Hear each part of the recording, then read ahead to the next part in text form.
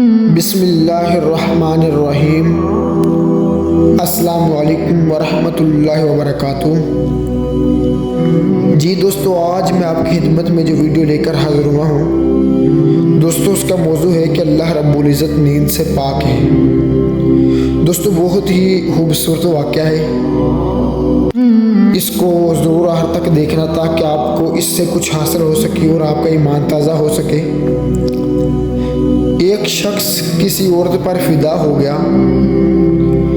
جب وہ عورت کسی کام سے قافلے کے ساتھ سفر پر روانہ ہوئی تو یہ آدمی بھی اس کے پیچھے پیچھے چل دیا۔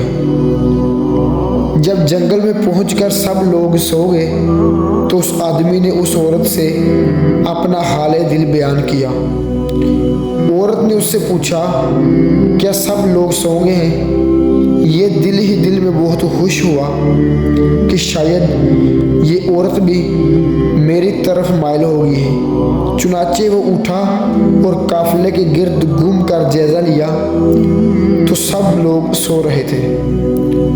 واپس آ کر اس نے عورت کو بتایا کہ ہاں، سب لوگ سو گئے ہیں۔ یہ سن کر وہ عورت کہنے لگی، اللہ تعالیٰ کے بارے میں تم کیا کہتے ہو؟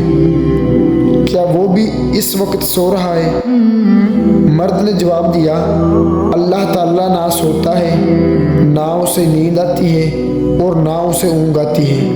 عورت نے کہا، جو نہ کبھی سویا اور نہ سوئے گا اور وہ ہمیں بھی دیکھ رہا ہے، اگرچہ لوگ نہیں دیکھ رہے تو ہمیں اس سے زیادہ ڈرنا چاہیے۔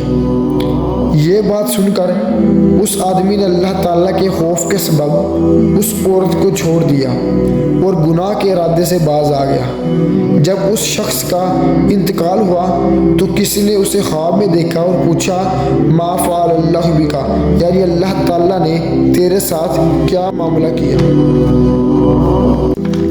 تو اس نے جواب دیا، اللہ تعالیٰ نے مجھے گناہ چھوڑ دینے اور اپنے خوف کے سبب بخش دیا۔